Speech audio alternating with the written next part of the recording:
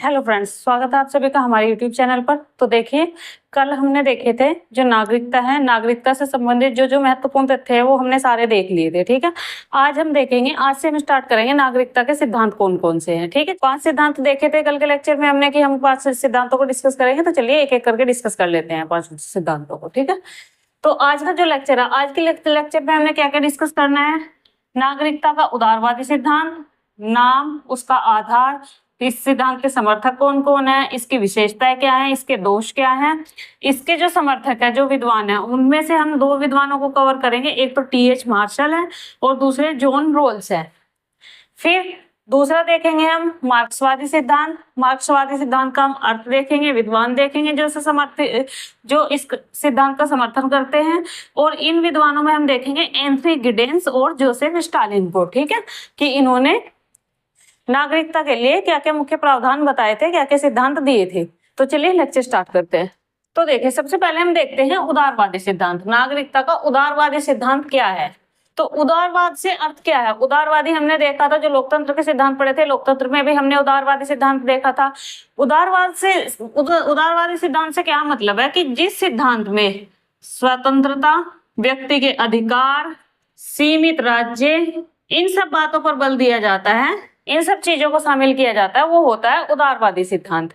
उदारवादी सिद्धांत के जनक कौन है, पता है आपको, कौन है, जॉन लोक। तो चलिए अब देख लेते हैं जो नागरिकता का उदारवादी सिद्धांत है, उसका नाम उदारवादी सिद्धांत भी है और साथ में इसे विकासात्मक सिद्धांत भी कहा जाता है। आधार इस सिद्धांत का क्या है, आधार वही है स्वतंत्रता, अधिकार और व्यक्तिवाद। समर्थक कौन कौन है इस सिद्धांत के। तो सबसे पहले जो सबसे प्रमुख समर्थक हैं वो तो है टी.एच. मार्शल। फिर आते हैं सेकंड नंबर पे जॉन रोल्स। ये हो गई कुछ प्रमुख बातें उदारवादी सिद्धांत से संबंधित। दूसरा नाम क्या है इस सिद्धांत का, विकासात्मक सिद्धांत है। समर्थक कौन कौन है सिद्धांत के, आधार क्या है, किन आधारों पर सिद्धांत का निर्माण हुआ है। तो वो स्वतंत्रता, अधिकार और व्यक्तिवाद की, जिसमें जो व्यक्ति है, व्यक्ति को संपूर्ण स्वतंत्रता मिलेगी, सारे अधिकार मिलेंगे अपने व्यक्तित्व के विकास के लिए। ठीक है, और व्यक्ति को केंद्र में रखा जाएगा। ठीक है, वैसा सिद्धांत क्या होगा, वैसा सिद्धांत उदारवादी सिद्धांत होगा। समर्थक इसके टी.एच. Martial, John roles. अब हम देख लेते हैं इस सिद्धांत से संबंधित कुछ प्रमुख विशेषताएं। देखिए, विशेषता में क्या आता है, सबसे पहले तो आता है अधिकारों की प्रधानता। अधिकारों की प्रधानता से क्या अर्थ होता है कि इस सिद्धांत में जो व्यक्ति को अधिकार दिए गए हैं, जीवन, रक्षा, संपत्ति, अभिव्यक्ति का अधिकार, ठीक है, घूमने का अधिकार, ये जितने अधिकार हैं, ये सारे अधिकार इसमें प्रधान होते हैं। व्यक्ति को मुख्य रूप से इन अधिकारों को दिया जाता है।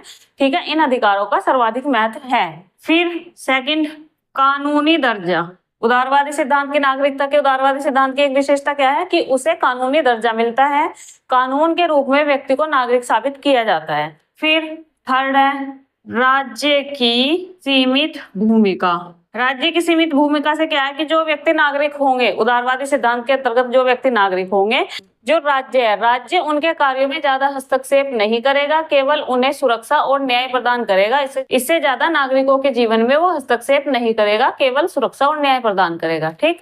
फिर फोर्थ, निजी स्वतंत्रता, कि व्यक्ति को निजी स्वतंत्रता होगी। ठीक है, निजता का अधिकार होगा व्यक्ति को। फिर फिफ्थ है स्वैच्छिक भागीदारी। राज्य कार्यों में व्यक्ति स्वैच्छिक रूप से भागीदारी करेगा, उसके ऊपर कोई जबरदस्ती नहीं की जाएगी, जबरन उससे कोई कार्य नहीं कराए जाएंगे। ठीक है, वो जो भी कार्य करेगा राज्य कार्यों में, स्वैच्छिक रूप से उसकी भागीदारी सुनिश्चित होगी।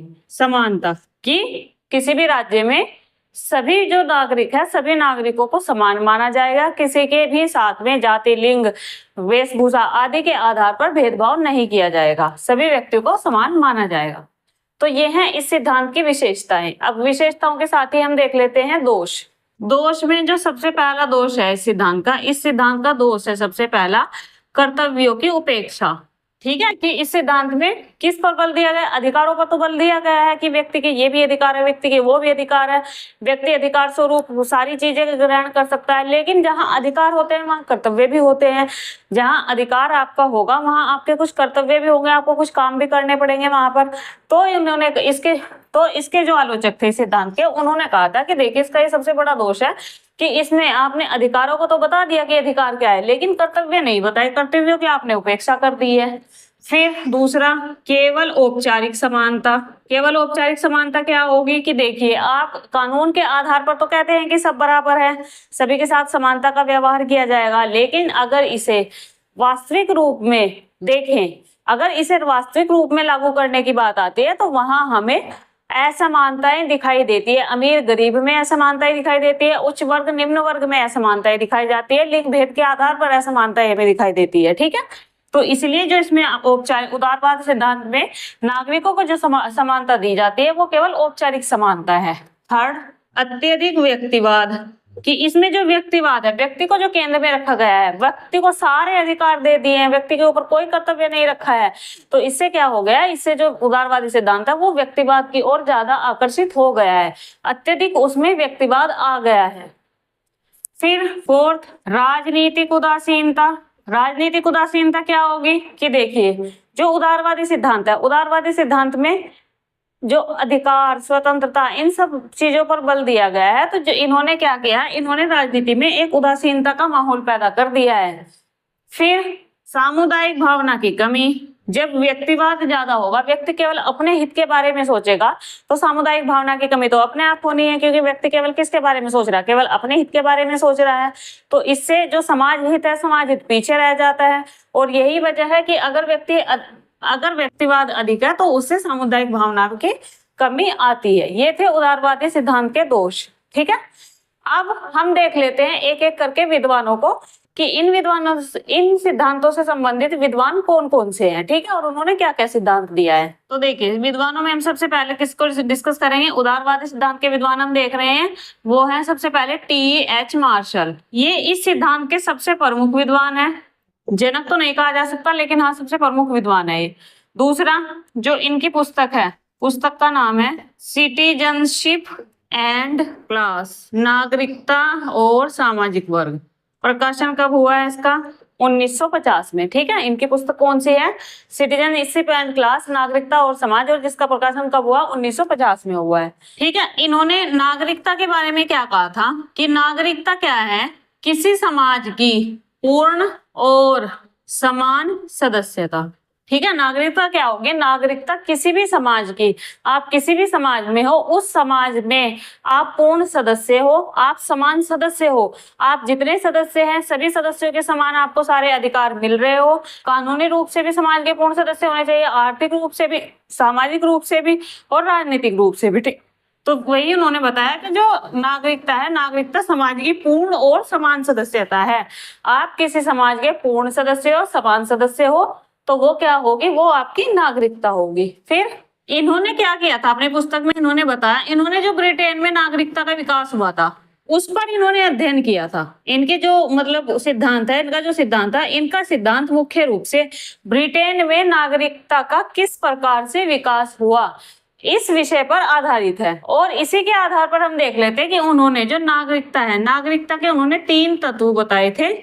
वो तत्व देख लेते हैं कि वो तत्व उन्होंने कौन कौन से बताए थे। नंबर 1 पर है नागरिक अधिकार, कि जो ब्रिटेन में नागरिकता का विकास हुआ है, उस नागरिकता के विकास में जो सबसे पहला तत्व है वो है नागरिक अधिकार। नागरिकों को नागरिकता प्रदान करने के लिए सबसे पहले उन्हें क्या दिए गए हैं, नागरिक अधिकार दिए गए हैं, जिससे कि वो राज्य के पूर्ण सदस्य बन जाएं। ठीक है, उनके साथ किसी भी आधार पर भेदभाव ना हो सके।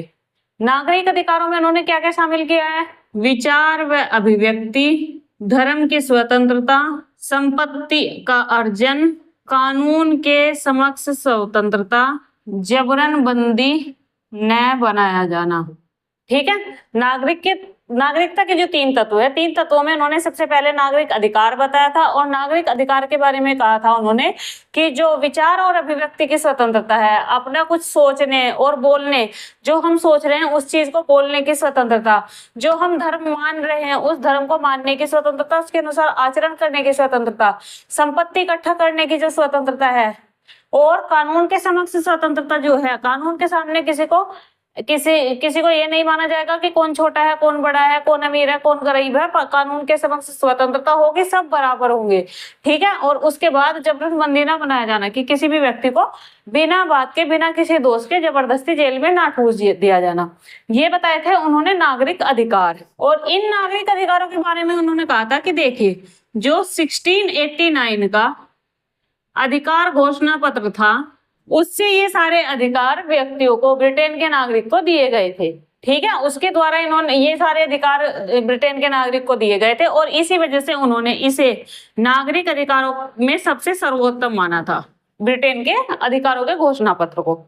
ये तो हो गए नागरिकता के अधिकार। फिर दूसरे हैं राजनीतिक अधिकार। यहां से लिख देती हूँ मैं, सेकंड राजनीतिक अधिकार। राजनीतिक अधिकारों में हमें पता है राजनीतिक अधिकार क्या होंगे। चुनाव लड़ने का अधिकार, वोट डालने का अधिकार, मतदान में भाग लेने का अधिकार, ठीक है। ये सब क्या होंगे, ये सब राजनीतिक अधिकार होंगे। तो उन्होंने ब्रिटेन में राजनीतिक अधिकारों के विकास किस प्रकार बताया था, वो देख लेते हैं। उनका कहना था कि देखिए, जो ब्रिटेन में राजनीतिक अधिकार लोगों को मिले हैं, वो एकदम से नहीं मिले हैं, उनका क्रमिक विकास हुआ है, क्रम से विकास हुआ है। विकास कैसे हुआ है वो देख लेते हैं। सबसे पहले नंबर 1, 1832 में प्रथम सुधार आंदोलन, प्रथम सुधार अधिनियम आया। इस अधिनियम के तहत जो शहर के लोग थे, शहरी मध्यम वर्ग के लोग थे, इसमें मध्यम वर्ग में हम पुरुष शामिल कर सकते हैं, ठीक है, केवल पुरुष, इन लोगों को मताधिकार प्रदान किया गया था। फिर सेकंड 1867 में द्वितीय सुधार अधिनियम। इसमें इस समय क्या, एक चार्टिस्ट आंदोलन यहाँ पर सक्रिय था, और इस आंदोलन के कारण ही जो ब्रिटेन के कामगार पुरुष थे, मजदूर पुरुष थे, निम्न श्रेणी के जो पुरुष होंगे, उन्हें भी मताधिकार प्रदान किए गए। फिर थर्ड नंबर पे है 1872 में गुप्त मतदान अधिनियम हुआ, और इससे ब्रिटेन में पहली बार गुप्त मतदान की जो व्यवस्था है वो शुरू हुई। फोर्थ पे है 1884, ये है तृतीय सुधार अधिनियम। इसमें जो ग्रामीण क्षेत्र है, ग्रामीण क्षेत्र के जो गरीब पुरुष हैं, उन्हें मताधिकार दिया गया। फिर 1918 में जनप्रतिनिधित्व अधिनियम लाया गया। इस अधिनियम में कुछ मुख्य प्रावधान किए गए, वो मुख्य प्रावधान देख लेते हैं कौन कौन से प्रावधान है। सबसे पहले तो जो पुरुष वर्ग है, पुरुष वर्ग के लिए संपत्ति की सारी बाध्यताएं समाप्त की गई। दूसरा, 21 वर्ष से आयु के ऊपर के जितने भी पुरुष हैं, सभी पुरुषों को मताधिकार दिया गया। थर्ड, 30 वर्ष आयु से ऊपर की जितनी भी महिलाएं हैं, ठीक है, जिनकी 30 वर्ष से ज्यादा आयु है, उन महिलाओं को अधिकार दिया गया, मताधिकार दिया गया।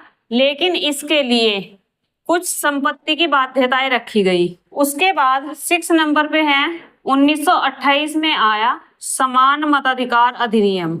इस अधिनियम में क्या हुआ, इस अधिनियम में लैंगिक भेदभाव समाप्त किया गया। 21 वर्ष की आयु के ऊपर के जितने भी महिला पुरुष हैं, सभी को मताधिकार दिया गया। फिर 1969 में जन प्रतिनिधित्व अधिनियम लाया गया, और जो मतदान की आयु है उसे 21 वर्ष से घटाकर 18 वर्ष किया गया। तो ये है राजनीतिक अधिकार जो कि ब्रिटेन में नागरिकों को मिले हैं। उनका कहना था कि ब्रिटेन में नागरिकों को जो राजनीतिक अधिकार है वो एकदम से नहीं मिल गए, बल्कि क्रम से मिले हैं। उनका क्रमिक विकास हुआ है, धीरे धीरे विकास हुआ है। कैसे? सबसे पहले तो 1832 में प्रथम सुधार अधिनियम लाया गया। इस अधिनियम के तहत जो शहर में रहने वाले जो मध्यम वर्ग के पुरुष हैं, उन पुरुषों को मताधिकार दिया गया। मध्यम वर्ग के पुरुष, उन सब पुरुषों को मताधिकार प्रदान किया गया। दूसरा, फिर 1867 में दूसरा सुधार अधिनियम आया। ये अधिनियम किसके कारण आया था? चार्टिस्ट आंदोलन के कारण आया था। इस आंदोलन के कारण ही जो कामगार है, मजदूर हैं, इन सभी को मताधिकार दिया गया। ये भी शहरी क्षेत्र से ही संबंधित था। ठीक है, 1832, 1867 दोनों शहरी क्षेत्र से ही संबंधित थे। केवल शहरी क्षेत्र के लोगों को मताधिकार प्रदान किए गए थे। फिर 1872 का गुप्त मतदान अधिनियम। इस अधिनियम में पहली बार जो चुनाव है, चुनाव में गुप्त मतदान की व्यवस्था आरंभ की गई थी। ठीक है, गुप्त मतदान प्रणाली आरंभ की गई थी 1872 के गुप्त मतदान अधिनियम के द्वारा। फिर 1884 का आता है तृतीय सुधार अधिनियम। दो हमने यहाँ देख लिए, ये है थर्ड 1884 का तृतीय सुधार अधिनियम। इस अधिनियम में क्या हुआ, इस अधिनियम में जो ग्रामीण क्षेत्र है, ग्रामीण क्षेत्र के जो गरीब पुरुष हैं, ठीक है, गरीब पुरुषों को मताधिकार प्रदान किया गया, ग्रामीण क्षेत्र के गरीब पुरुषों को। 1918 का जनप्रतिनिधित्व अधिनियम आया। इस अधिनियम में क्या हुआ, इस अधिनियम की क्या विशेषताएं थी? सबसे पहले आता है कि देखिए, जो संपत्ति पुरुष वर्ग है, पुरुष वर्ग के लिए जो संपत्ति की बाध्यताएं हैं, वो बाध्यताएं समाप्त की गई, सभी पुरुषों को मताधिकार प्रदान किया गया। और सभी पुरुष वो कैसे थे, वो सभी पुरुष वैसे थे जिनकी आयु 21 वर्ष से ज्यादा हो गई हो, ठीक है। ये हम जब देख रहे हैं, ये हम देख रहे हैं 1918 के जनप्रतिनिधित्व अधिनियम के तहत। फिर जो महिलाएं, पहली बार ब्रिटेन में महिलाओं को मताधिकार प्रदान किया गया, और कब किया गया? 1918 के जनप्रतिनिधित्व अधिनियम से। हमारे एग्जाम के पॉइंट ऑफ व्यू से बहुत इंपॉर्टेंट है। इस अधिनियम के द्वारा जो 30 वर्ष की आयु की महिलाएं थी, 30 वर्ष से ऊपर की आयु की महिलाओं को मताधिकार दिया गया, और उनके लिए कुछ संपत्ति की बाध्यताएं रखी गई, ठीक है, कि किसी महिला के पास इतनी संपत्ति होगी, इस संपत्ति के ऊपर की जितनी महिलाएं होंगी प्लस उनकी उम्र 30 साल से ऊपर होनी चाहिए, केवल वही मतदान करेंगी। 1928 में समान मताधिकार अधिनियम लाया गया। मैंने जब लेक्चर स्टार्ट किया था नागरिकता का, तो मैंने आपको बताया था कि जो 1928 का अधिनियम है, वो किसी आंदोलन के फलस्वरूप ये अधिनियम लाया गया था, महिला आंदोलन के फलस्वरूप। वो आंदोलन क्या है वो बताइए मुझे।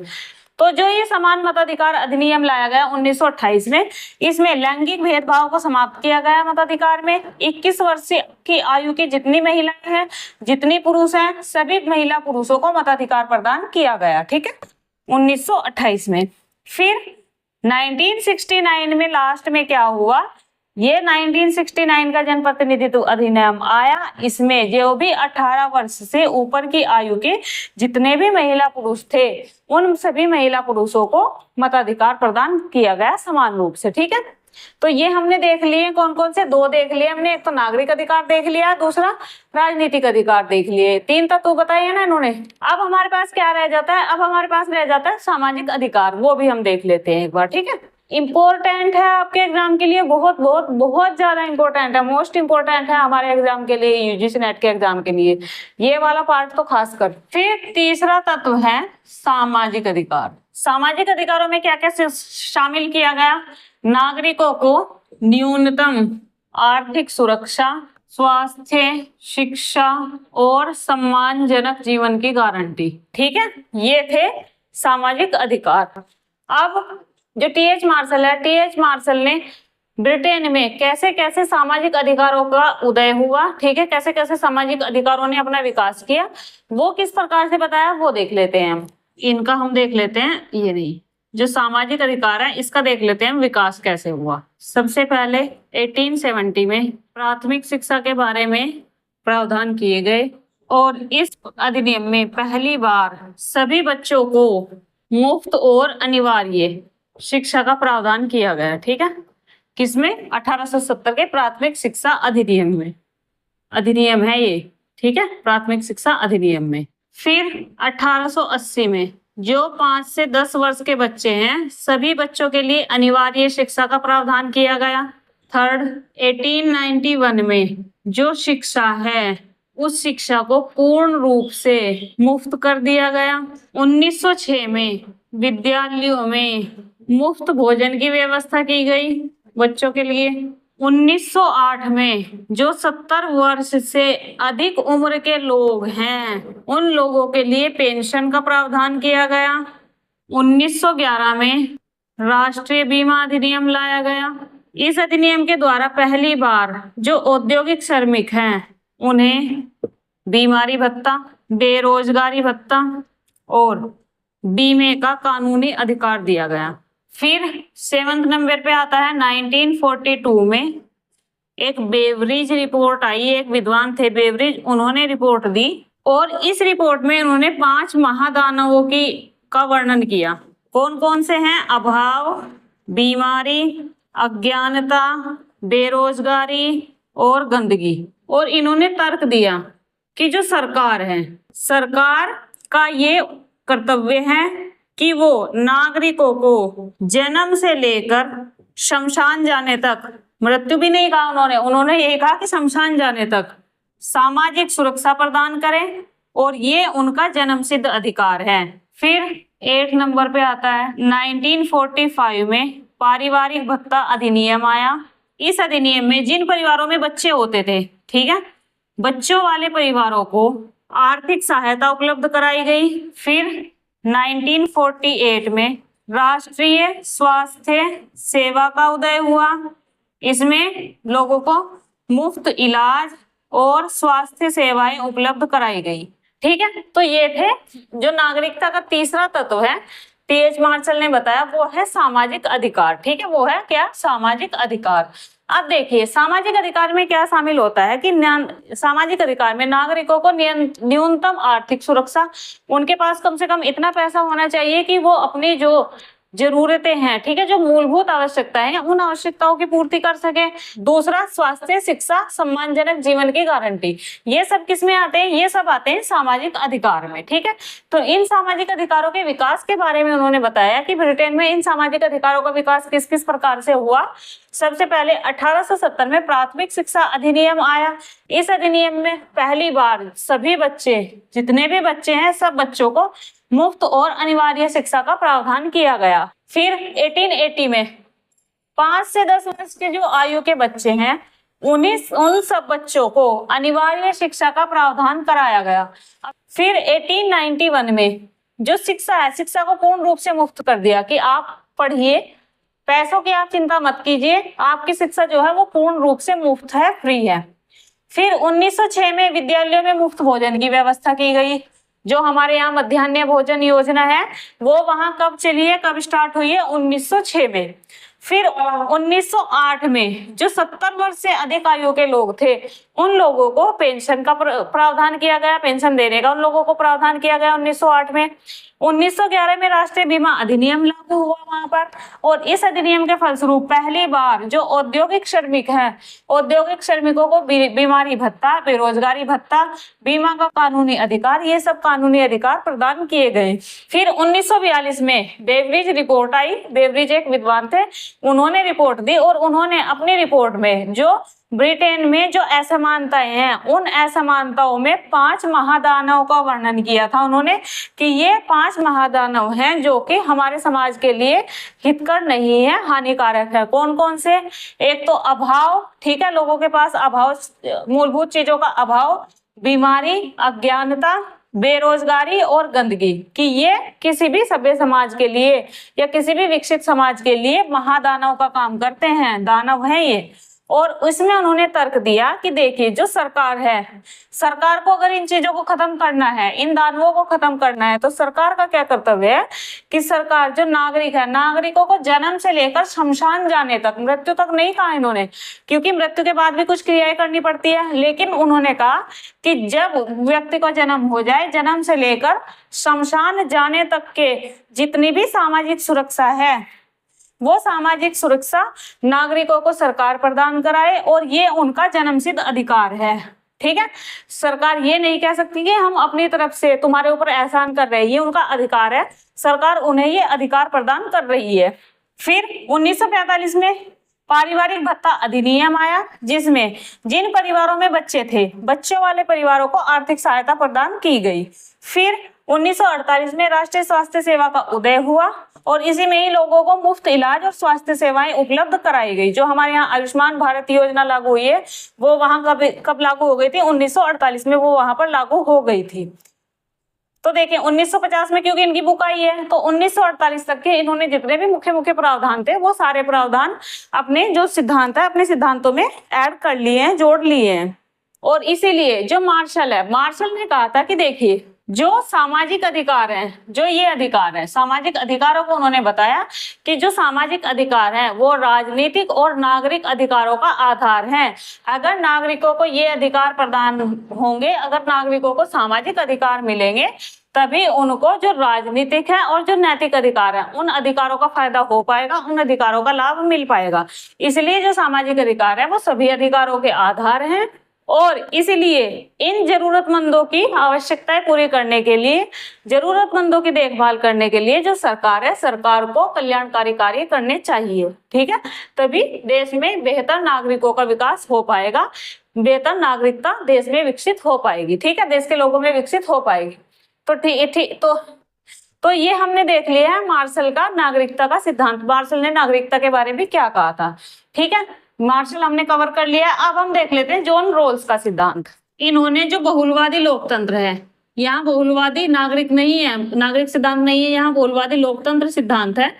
बहुलवादी लोकतंत्र में नागरिकों की भूमिका क्या होगी और राजनीतिक व्यवस्था कैसी होगी, इसके बारे में उन्होंने वर्णन किया था। और इन्होंने एक टर्म दी थी अज्ञानता का पर्दा। इसमें उन्होंने कहा था कि देखिए, जब समाज में नियम तय हो तो जो नियम तय करने वाले हैं उन लोगों को लोगों की जाति और योग्यता का पता नहीं होना चाहिए। इससे क्या होगा, इससे समाज में स्वतंत्र और समान नागरिक इनका उदय होगा, स्वतंत्र और समान नागरिक बन पाएंगे लोग। दूसरा, नागरिकों को बेहतर बनाने के लिए, सभी नागरिकों को मुख्य धारा में लाने के लिए जो अल्पसंख्यक वर्ग है इसके हितों को ज्यादा ध्यान दिया जाए, हितों पर अधिक ध्यान।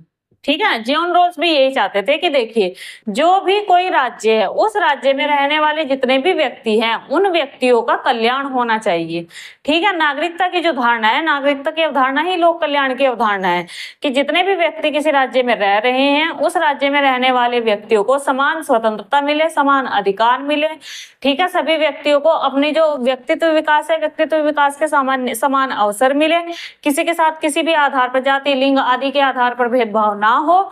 ठीक है, और यही इन्होंने भी बताने का प्रयास किया है कि देखिए, जो लोकतंत्र है, लोकतंत्र में नागरिकों की क्या भूमिका होगी और राजनीतिक व्यवस्था कैसी होगी।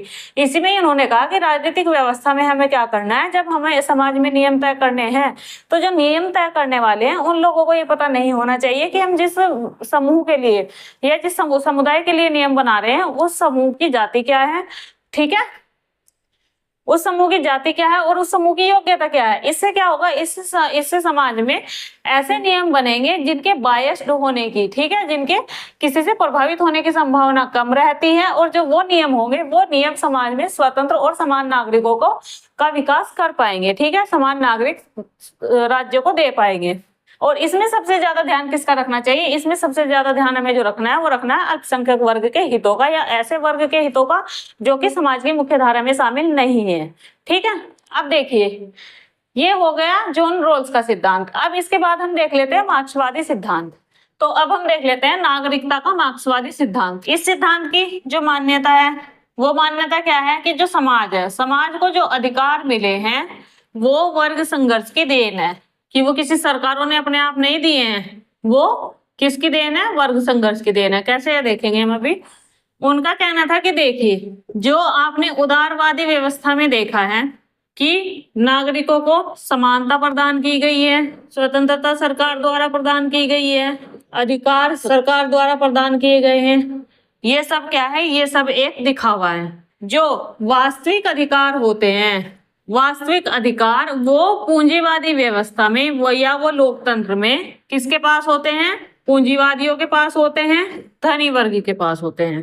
ये कहना था किसका, ये कहना था मार्क्सवादी सिद्धांत वालों का। ठीक है, मार्क्सवादी सिद्धांत जिन लोगों ने दिया है उन लोगों का कहना था कि देखिए, जो समाज में अधिकार लोगों को मिले हुए हैं वो अधिकार क्या है, वो अधिकार वर्ग संघर्ष की देन है। वो ऐसा नहीं है कि सरकार ने अपने आप वर्गों को दे दिए हैं, अपने आप लोगों को दिए हैं, ऐसा नहीं है। वो वर्ग संघर्ष की देन है। जो उदारवादी व्यवस्था में आपको समानता, स्वतंत्रता, अधिकार ये सब दिखते हैं, ये सब एक दिखावा मात्र है। क्यों दिखावा मात्र है, क्योंकि जो वास्तविक अधिकार होते हैं, वास्तविक अधिकार लोकतंत्र में पूंजीवादी वर्ग के पास होते हैं, धनी वर्ग के पास होते हैं। उसमें जो निम्न वर्ग है, जो श्रमिक वर्ग है, श्रमिक वर्गों को लगभग कुछ नहीं के बराबर मिलता है। ठीक है, थोड़ा बहुत मिलता है लेकिन वो नहीं के बराबर होता है। ये हमने इसका अर्थ देख लिया। विद्वान इसके कौन कौन से हैं। जो सबसे प्रमुख विद्वान है इस सिद्धांत का वो है एंथनी गिडेंस, जो हमने ऊपर आपको दिखा दिया है, और दूसरा है जोसेफ स्टालिन। जो देखिए, मार्क्सवादी सिद्धांत के जो विद्वान है उन विद्वानों का तर्क है कि देखिए, चूंकि साम्यवाद जब आ जाएगा तो साम्यवाद के बाद क्या होगा, राज्य समाप्त हो जाएगा और जब राज्य समाप्त हो जाएगा तो नागरिकता भी समाप्त हो जाएगी। इसलिए जो ये अवधारणा है, ये अवधारणा अस्थायी है, ये अवधारणा स्थायी नहीं है। ठीक है, ये तर्क दिया था उन्होंने नागरिकता के लिए कि देखिए, क्योंकि जो हमारा राज्य है, जो हमारा समाज है, ये राज्य कब तक एग्जिस्ट करता है? ये तब तक एग्जिस्ट करेगा जब तक कि साम्यवाद नहीं आ जाता। जैसे ही साम्यवाद आया तो राज्य खत्म, राज्य की कोई भूमिका नहीं रहेगी, राज्य विहीन समाज हो जाएगा, वर्ग विहीन समाज हो जाएगा। और जब समाज ही राज्य विहीन हो जाएगा तो फिर नागरिकता क्या करेगी? नागरिकता की अवधारणा भी खत्म हो जाएगी। तो इसलिए जो नागरिकता की अवधारणा है, ये कैसी है? ये अस्थायी अवधारणा है, स्थायी नहीं है। तो अब इसी परिप्रेक्ष्य में हम देख लेते हैं एंथनी गिडेंस ने अपने सिद्धांत में क्या कहा था। ठीक है, देखिए सबसे पहले हम इनकी देख लेते हैं पुस्तकें। A contemporary critique of historical material 1981। Second है profiles and critique in social theory, ये आती है 1982 में। तो ये हैं उनकी 4 पुस्तकें। कौन कौन सी हैं?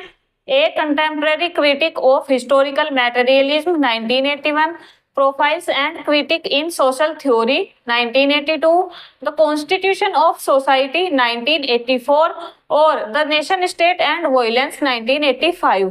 चारों पुस्तक इंपॉर्टेंट है इनके, लेकिन जो इन्होंने नागरिकता का सिद्धांत दिया था उससे संबंधित केवल ये पहली 2 पुस्तकें इनकी ज्यादा इंपॉर्टेंट है। ठीक है, अब देखिए इन्होंने जो अपना सिद्धांत दिया था, अपने सिद्धांत में इन्होंने क्या क्या बातें कही थी वो देख लेते हैं। क्या कौन कौन से प्रमुख तथ्य थे इनके सिद्धांत के बारे में। सबसे पहले तो आता है कि जो नागरिकता है वो संघर्ष और सौदेबाजी का परिणाम है। इसके इन्होंने 2 भाग किए हैं। ए, सबसे पहले तो उन्होंने कहा कि जो अधिकार है वो छीने गए हैं। अब देख लेते हैं। सबसे पहले इन्होंने कह दिया है कि जो नागरिकता है वो या तो संघर्ष का परिणाम है या सौदेबाजी का परिणाम है, कि या तो वो संघर्ष करके ली गई है या फिर वो क्या की गई है? सौदेबाजी में व्यक्ति को मिली है। कैसे मिली है? कि देखिए जो छीने गए हैं ये है संघर्ष वाले, कौन से हैं? छीने गए। इसमें क्या है कि जो व्यक्ति को अधिकार मिले हैं, जो व्यक्ति को नागरिकता मिली है, वो नागरिकता कैसे मिली है? लंबे संघर्ष के कारण मिली है। लोगों को क्रांतियां इसके लिए करनी पड़ी है। उदाहरण इसका हम क्या कर सकते हैं? फ्रांस देख सकते हैं, ब्रिटेन देख सकते हैं, भारत देख सकते हैं। तो वही उन्होंने कहा है कि जो नागरिकता है, नागरिकता लंबे संघर्ष और क्रांतियों का परिणाम है, कोई 1-2 दिन की बात नहीं है। किसी ने हमें ऐसे ही नहीं उठा के दे दी कि हमें दया करके नागरिकता प्रदान कर दी गई है। दूसरा है सौदेबाजी। सौदेबाजी में क्या हुआ है कि सत्ता द्वारा व्यक्तियों को नागरिकता प्रदान की गई है, अधिकार प्रदान किए गए हैं। कैसे किए गए हैं? जब सत्ता को लगता है, सत्ता पे बैठे हुए जो लोग हैं, जब उन्हें ये लगता है कि पूंजीवादी राज्य को, मतलब लोकतंत्र को या पूंजीवाद को कोई खतरा है, और खतरा किससे है? श्रमिक वर्ग से है या निम्न वर्गों से है, तो वो क्या करते हैं? अपनी सत्ता बनाए रखने के लिए नागरिकों को अधिकार प्रदान करते हैं। और इसी तरीके से क्या है? इसी तरह से जो नागरिकता है वो संघर्ष और सौदेबाजी का परिणाम है। फिर सेकंड, इन्होंने जो टी.एच. मार्शल का सिद्धांत देखा है। ठीक है, टी.एच. मार्शल का हमने कौन सा सिद्धांत देखा? उदारवादी सिद्धांत देखा है जो नागरिकता का। उस सिद्धांत की इन्होंने आलोचना की है अपने सिद्धांत में, मार्शल के सिद्धांत की आलोचना। ये देख लेते हैं कि किन आधारों पर की गई है। नंबर 1, जो उन्होंने त्रिस्तरीय विकास कहा है समाज का, नागरिक समाज का, उसकी उन्होंने आलोचना की है। उन्होंने कहा कि देखिए नागरिक समाज का जो 3 स्तरों में उन्होंने विकास कहा है वो संभव नहीं है, वो असंभव है या वो अव्यवहारिक है। अव्यवहारिक ज्यादा शब्द यहाँ सही रहेगा। और उनका कहना था कि देखिए जो नागरिकता का विकास है, नागरिकता के विकास का कोई क्रम तय नहीं है। कुछ समाजों में ये उल्टा क्रम भी हो सकता है, जैसे उसने जर्मनी में बताया। जर्मनी में उसने कहा कि वहां पर लोगों को जो नागरिक अधिकार हैं, नागरिक अधिकार से पहले सामाजिक सुरक्षा प्रदान की गई। और ये किस वक्त की बात की जा रही है? ये हिटलर के टाइम की बात नहीं की जा रही है, ये बिस्मार्क के टाइम की बात की जा रही है, जिससे कि वो विद्रोह ना कर सके, शांति ना भड़का सके। ठीक। दूसरा, अधिकारों का लगातार विकास। उन्होंने कहा था कि देखिए क्योंकि जो नागरिकता है, व्यक्ति को जो नागरिकता मिलती है वो क्या है? वो संघर्ष पर टिकी है। ठीक है, कि व्यक्तियों ने जो नागरिकता प्राप्त की है, नागरिकता पूंजीवादी समाज के विरुद्ध संघर्ष करके प्राप्त की है। तो यदि कभी समय ऐसा आया कि जो मजदूर वर्ग है वो कमजोर पड़ने लगा, तो इससे क्या होगा? इससे पूंजीवादी जो वर्ग है वो शक्तिशाली हो जाएगा और वो जो उसने नागरिकों को अधिकार दिए हैं उन अधिकारों को छीन भी सकता है। थर्ड है, तीसरे में आएगा संघर्ष। संघर्ष के बारे में उनका क्या कहना है कि देखिए जो अधिकार है, अधिकारों का जो विकास हुआ है, अधिकारों का विकास किसके साथ हुआ है? राष्ट्र राज्य जब उदय हुए हैं तो राष्ट्र राज्य उदय के साथ में अधिकारों का विकास हुआ है। इसीलिए इन राष्ट्र राज्यों में जो प्रशासनिक ढांचा है, अगर उसे जन सहयोग ना मिले तो वो कैसा होगा? महत्वहीन हो जाएगा। और इस स्थिति का फायदा कौन उठाएगा? मध्यम वर्ग। देखिए संघर्ष में उन्होंने कहा था कि जो अधिकारों का विकास है वो राष्ट्र राज्य उदय के साथ में हुआ है, और राष्ट्र राज्य उदय में जब जो प्रशासनिक ढांचा है, प्रशासनिक ढांचा क्या हुआ? अगर उसे जन सहयोग नहीं मिलेगा, ठीक है, उसे जन सहयोग नहीं मिला, और जन सहयोग के बिना वो क्या हुआ? महत्वहीन हो गया। और इसका जो लाभ उठाया, उसका लाभ उठाया किसने? मध्यम वर्ग ने।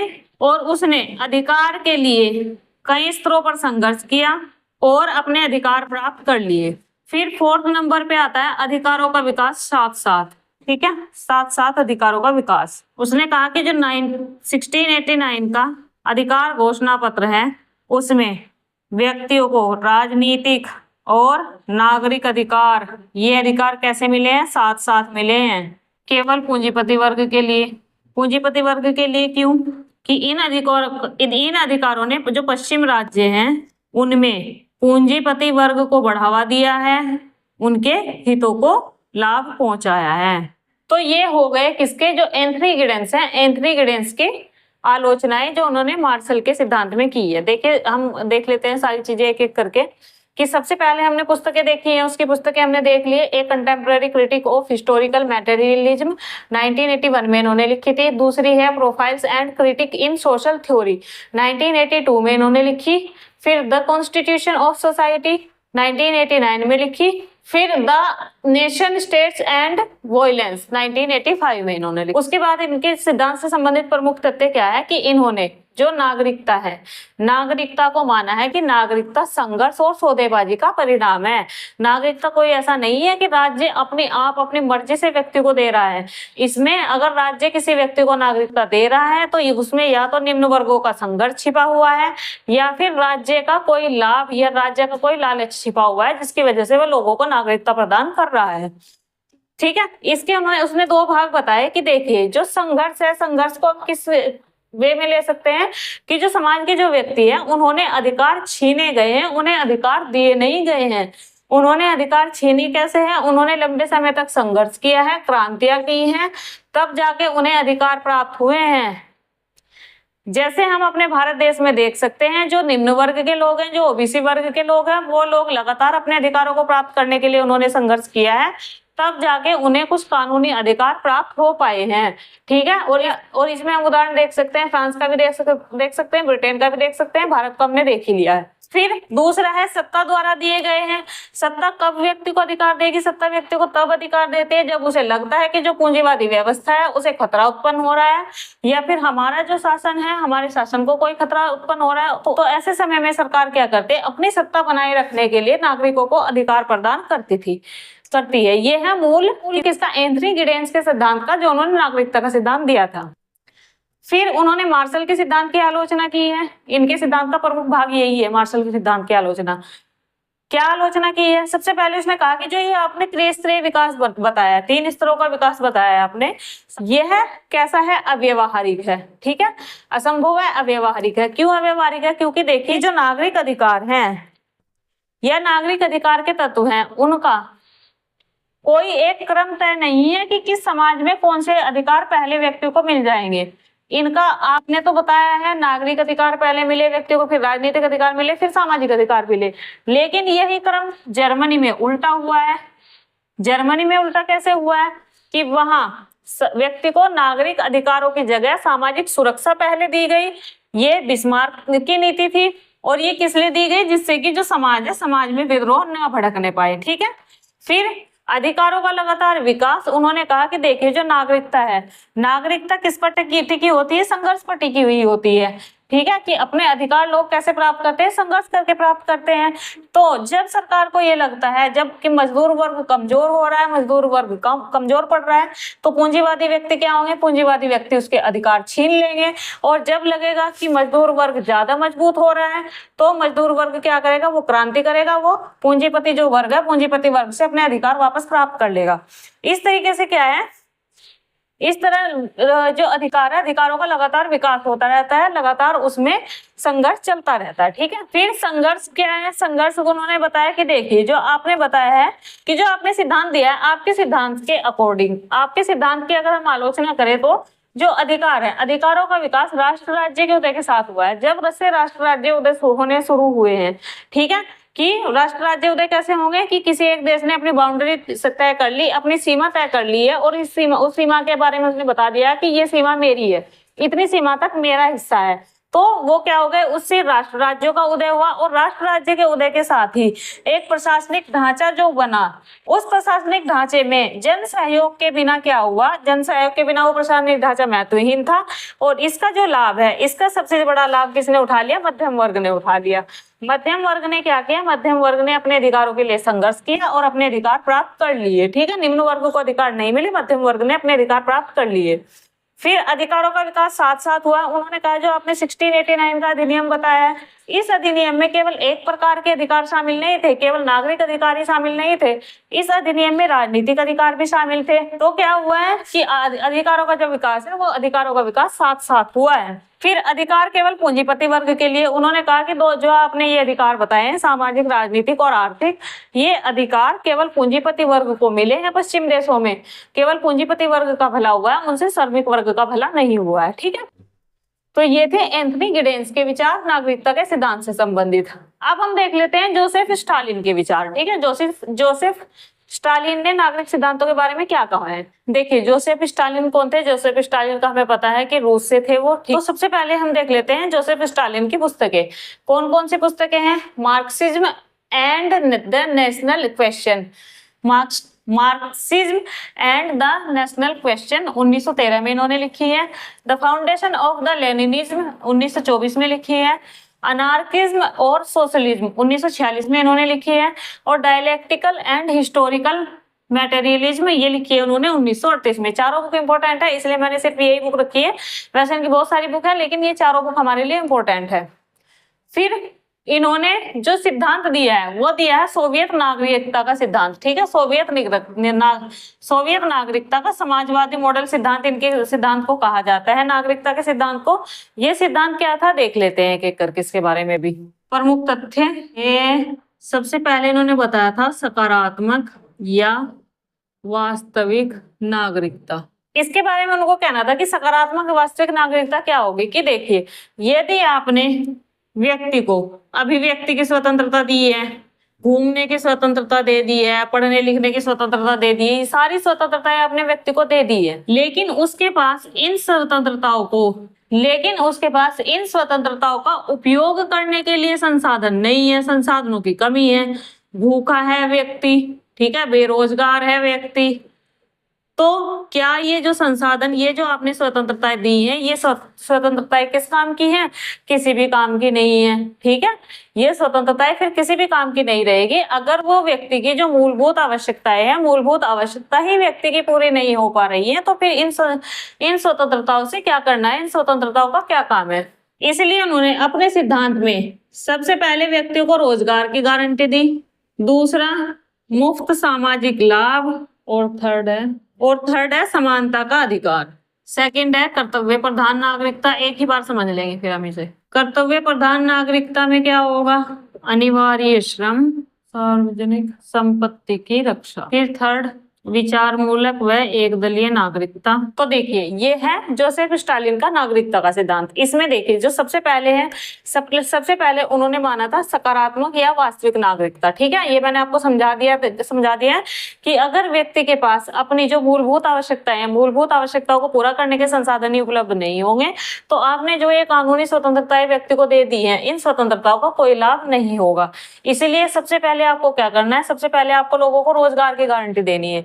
लोग काम करेंगे तो उनके पास पैसे आएंगे तो उन्हें अपनी स्वतंत्रताओं का यूज करने का, स्वतंत्रता को प्रयोग करने का मौका मिल सकेगा। दूसरा, समानता का अधिकार, सभी व्यक्तियों को आप समानता दीजिए, किसी के साथ में गरीब अमीर या फिर जाति लिंग आदि के आधार पर भेदभाव नहीं होना चाहिए। आपको समानता का अधिकार सभी नागरिकों को देना है। अगर आपको वास्तविक नागरिकता लानी है तो दूसरा, मुफ्त में लोगों को आपको सामाजिक लाभ देना है कि जो व्यक्ति अपनी जो सामाजिक आवश्यकताएं हैं जैसे शिक्षा हो गया, स्वास्थ्य होगा, उनकी स्वयं से पूर्ति नहीं कर पा रहे हैं तो ऐसे व्यक्तियों को आपने क्या करना है, ऐसे व्यक्तियों को आपको सामाजिक लाभ प्रदान करने हैं। फिर सेकंड है कर्तव्य प्रधान नागरिकता। उन्होंने कहा था कि देखिए, आप जनता को अधिकार दे दीजिए, अधिकार आप सारे दे रहे हैं, कर्तव्य आप दे नहीं रहे हो, तो अधिकार आप फिर कब तक देते रहोगे? एक ना एक दिन तो नागरिकों को भी अपने कुछ ना कुछ कर्तव्य निभाने पड़ेंगे। अगर राज्यों से नागरिक अधिकार लेने का काम करते हैं तो उनके कुछ कर्तव्य भी तो राज्य के प्रति हैं, तो वो उन्हें कर्तव्य निभाने का भी मौका दिया जाए। इसलिए उन्होंने कहा था अनिवार्य श्रम को उन्होंने महत्व दिया था। अगर आप काम नहीं करोगे तो काम नहीं, तो खाना भी नहीं मिलेगा आपको। फिर दूसरा, आपको सार्वजनिक संपत्ति की रक्षा करनी है, ठीक है। और जो ये सार्वजनिक संपत्ति की रक्षा करनी है, ये प्रत्येक नागरिक का कर्तव्य होता है। ये किसी एक आध व्यक्ति का कर्तव्य नहीं होता, ये हर एक नागरिक का कर्तव्य होता है जो देश में रहने वाला नागरिक है। फिर विचार मूलक और एक दलीय नागरिकता। एक दल को उन्होंने प्रोत्साहन दिया था, किसे? जैसे कि जो हमने रूस में देखा था, वो कौन सा एक दल था? सोवियत दल बना था क्रांति के बाद, वहां पर सोवियत वर्ग का एक दल बना था, मजदूरों की परिषद बनी थी। उसे ही इन्होंने एक दलीय सदस्य को उन्होंने महत्व दिया है। और उसमें भी उन्होंने कहा है कि जो सामूहिक हित है, एक दल को भी ये देखना है कि समाज के हित किस तरफ से बढ़ सकते हैं, कि समाज का हित किस में है। सबसे पहले दलों को यही देखना है और कुछ नहीं देखना, समाज हित पर सबसे ज्यादा बल देना है। फिर बहु सांस्कृतिक सोवियत मानव, उनका कहना था कि जब समाज में साम्यवाद आ जाएगा तो जो मानव है, मानव के बीच से जो लैंगिक भेदभाव है, भाषाई आधार पर भेदभाव है, संस्कृति के आधार पर भेदभाव है, ये सारे भेदभाव समाप्त होंगे। ये सारे भेदभाव समाप्त होने चाहिए। अगर ये भेदभाव समाप्त होंगे तो तभी व्यक्ति को नागरिकता, एक व्यक्ति को वास्तविक नागरिकता मिल पाएगी। व्यक्तियों की क्या है, संस्कृतियों के आधार पर पहचान नहीं होनी चाहिए, बल्कि सोवियत के आधार पर पहचान होनी चाहिए, ठीक है। कि व्यक्ति के आधार उसकी संस्कृतियों के हिसाब से ना हो, बल्कि सभी व्यक्तियों की पहचान केवल एक पहचान हो। जैसे हमारी पहचान है, हम सब भारतीय हैं, तो अगर हम हिंदू मुस्लिम करके या फिर किसी जाति वर्ग के आधार पर अपनी पहचान कर रहे हैं, तो इसके बारे में उनका कहना था कि ये पहचान आपको नहीं करती है। अगर आप इन आधारों पर अपनी पहचान बनाएंगे किसी भी देश में, तो उससे क्या होगा, उससे राज्य के विघटन की समस्या उत्पन्न हो सकती है। तो ये था जोसेफ स्टालिन का सिद्धांत, नागरिकता का सिद्धांत। और इसीलिए कहा जाता है कि जो जोसेफ स्टालिन ने विश्व के समक्ष एक ऐसा सिद्धांत रखा है जिसमें कि नागरिकता के लिए जो सबसे पहली शर्त मानी गई है, वो शर्त यही मानी गई है कि सभी लोगों को समान रूप से रोटी, कपड़ा और मकान, ये 3 चीजें उपलब्ध हो जाए, मूलभूत आवश्यकताएं व्यक्ति की पूरी हो जाए। और इसीलिए भले ही चाहे जो नागरिक है, नागरिकों को राजनीतिक स्वतंत्रता मिले, नागरिक स्वतंत्रता ना मिले, लेकिन उनकी जो मूलभूत आवश्यकता है, मूलभूत आवश्यकताओं की पूर्ति हो जाए। तो ये था नागरिकता का मार्क्सवादी सिद्धांत। अब कल से हम देखेंगे नागरिकता का बहुलवादी सिद्धांत, ठीक है। तो आज के लिए इतना ही। लेक्चर आपको कैसा लगा मुझे जरूर बताइएगा और वीडियो को लाइक, शेयर एंड सब्सक्राइब भी कर दीजिएगा। Thank you so much.